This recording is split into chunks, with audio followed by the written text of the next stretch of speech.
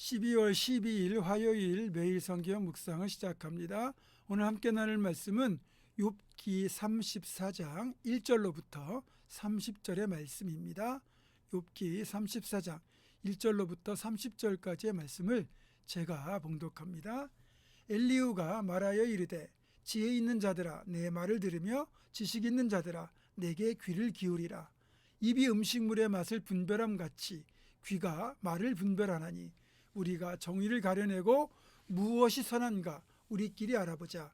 욥이 말하기를 내가 의로우나 하나님이 내 의를 부인하셨고 내가 정당함에도 거짓말쟁이라 하였고 나는 허물이 없으나 화살로 상처를 입었노라 하니 어떤 사람이 욥과 같으랴.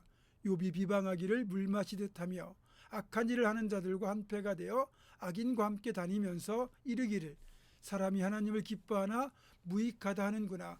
그러므로 너희 총명한 자들아 내 말을 들으라. 하나님은 악을 행하지 아니하시며 전능자는 결코 불의를 행하지 아니하시고 사람의 행위를 따라 갚으사 각각 그의 행위대로 받게 하시나니 진실로 하나님은 악을 행하지 아니하시며 전능자는 공의를 굽히지 아니하시느니라. 누가 땅을 그에게 맡겼느냐? 누가 온 세상을 그에게 맡겼느냐? 그가 만일 뜻을 정하시고 그의 영과 목숨을 거두실진대 모든 육체가 다 함께 죽으며 사람은 흙으로 돌아가리라. 만일 네가 총명이 있거든 이것을 들으며 내 말소리에 귀를 기울이라. 정의를 미워하시는 이시라면 어찌 그대를 다스리시겠느냐? 의롭고 전능하신 이를 그대가 정죄하겠느냐? 그는 왕에게라도 무용지물이라 하시며 지도자들에게라도 악하다 하시며 고관을 외모로 대하지 아니하시며 가난한 자들 앞에서 부자의 낯을 세워주지 아니하시나니 이는 그들이 다 그의 손으로 지으신 바가 됨이라. 그들은 한밤중에 순식간에 죽나니 백성은 떨며 사라지고 세력 있는 자도 사람의 손을 빌리지 않고 제거함을 당하느니라. 그는 사람의 길을 주목하시며 사람의 모든 걸음을 감찰하시나니 행악자는 숨을 만한 흑암이나 사망의 그늘이 없느니라. 하나님은 사람을 심판하시기에 오래 생각하실 것이 없으시니 세력 있는 자를 조사할 것 없이 꺾으시고 다른 사람을 세워 그를 대신하게 하시느니라. 그러므로 그는 그들의 행위를 아시고 그들을 밤사이에 뒤집어 엎어 흩으시는도다. 그들을 악한 자로 여겨 사람의 눈앞에서 치심은 그들이 그를 떠나고 그의 모든 길을 깨달아 알지 못함이라. 그들이 이와 같이 하여 가난한 자의 부르짖음이 그에게 상달하게 하며 빈궁한 사람의 부르짖음이 그에게 들리게 하느니라. 주께서 침묵하신다고 누가 그를 정죄하며 그가 얼굴을 가리신다면 누가 그를 배울 수 있으랴. 그는 민족에게나 인류에게나 동일하시니 이는 경건하지 못한 자가 권세를 잡아 백성을 올가매지 못하게 하려 하심이니라. 아멘.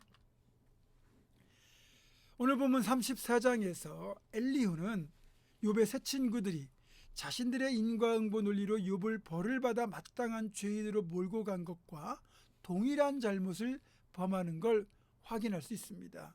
엘리후의 주장에 따르면 욥이 자신이 의로운데도 불구하고 하나님께서 자신의 의를 부인하셨다고 주장하는 것, 또 욥이 허물이 없고 정당함에도 불구하고 하나님의 화살에 상처를 입었다고 말하는 것이 죄악이라고 말하고 있습니다. 7절 이하를 한번 보시기 바랍니다. 어떤 사람이 욥과 같으랴. 욥이 비방하기를 물마시듯 하며 악한 일을 하는 자들과 한패가 되어 악인과 함께 다니면서 이르기를 사람이 하나님을 기뻐하나 무익하다 하는구나. 엘리후는 자기 나름대로 하나님을 변호하다가 하나님의 일하심의 사실과 전혀 다른 이야기를 하게 되는 잘못을 지금 범하고 있습니다. 10절 이하에서 엘리후는 하나님은 절대로 악을 행하지 아니하시고 불의를 행하지 않는 분이며 사람의 행위를 따라 갚는 분이라고 말합니다. 무슨 말입니까? 욥이 지금 재난을 겪고 고통을 당하는 것은 분명히 욥에게 드러나지 않은 죄악, 악행이 있다는 이야기죠. 엘리후는 나름대로 하나님을 변호하다가 지나치게 나아가서 하나님에 대해서도 잘못 말하고 욥에 대해서도 인과응보의 논리로 접근하는 잘못을 범하고 있는 겁니다. 그동안 말을 지혜롭게 잘하고 신학적 균형을 비교적 잘 지켜오던 엘리후가 왜 한쪽으로 치우쳐서 욥을 정죄하는 데까지 가게 되었을까요? 그건 자신이 하나님을 지켜주어야 한다고 생각했기 때문입니다. 이건 엘리후의 아주 큰 착각이자 교만입니다. 하나님은 우리가 지켜야 할 대상이 아니라 섬겨야 할 대상입니다. 하나님은 스스로 영광을 취하는 분으로서 우리의 도움을 필요로 하지 않습니다. 마찬가지로 오늘날 신앙인인 우리가 주제넘게 하나님을 지켜줘야 된다는 생각, 하나님을 변호해야 된다는 생각으로 행동하는 것, 대부분의 것들이 오히려 하나님을 더 힘들게 만들 때가 있습니다. 이전에 경험들을 보면 한국 교회에서 유독 이런 일들이 많이 있거든요. 예를 들면 다빈치 코드라고 하는 이제 반기독교적인 소설이 영화로 만들어져 상영된다고 할 때 이 영화 상영을 금지하라는 반대 시위가 있었고요.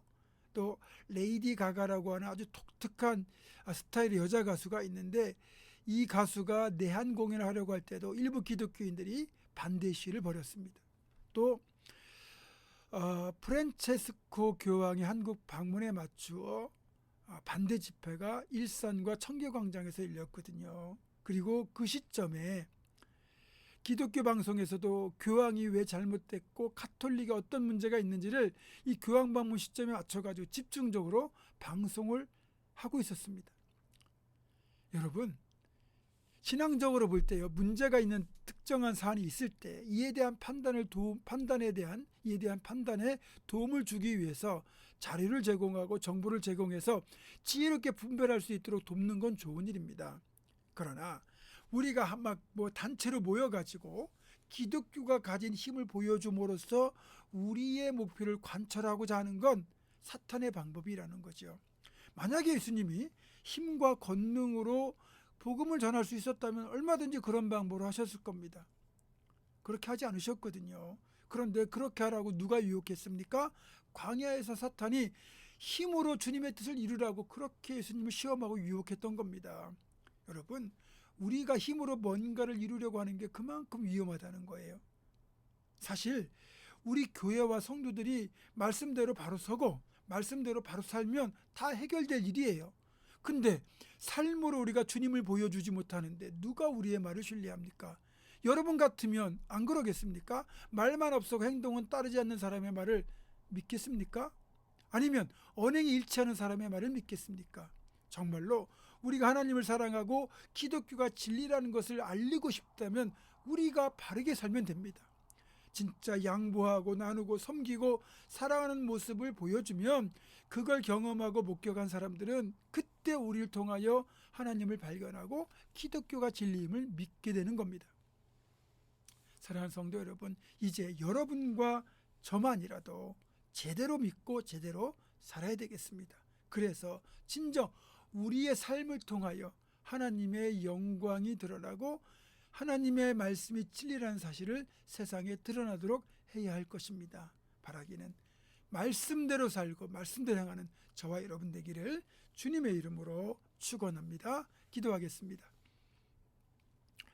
하나님은 우리가 지켜드려야 될 분이 아니고 하나님께서 우리를 지키시는 분이고 우리가 하나님을 정말로 세상에 알리고 싶다면 힘으로 알리는 것이 아니라 하나님께서 말씀하신 대로 진짜 사랑하고 섬기고 나누는 예수님의 향기가 있는 삶을 살아서 그걸 통하여 하나님이 우리 하나님 되시고 우리가 믿는 하나님이 구원의 유일한 길이심을 세상에 알릴 수 있는 그런 신앙인 우리 모두가 살아가게 하여 주시옵소서. 예수님의 이름으로 기도하옵고 이제는 우리 주 예수 그리스도의 은혜와 하나님의 사랑과 성령의 교통하심이 주님 닮은 모습으로 사는 모습을 통하여 세상에 하나님을 드러내고 하나님의 영광을 나타내기로 결단하는 사랑하는 모든 성도들 이들의 삶과 가정과 생업과 앞날과 우리 교회 위에 지금부터 영원토록 함께 하시옵기를 간절히 축원하옵나이다. 아멘.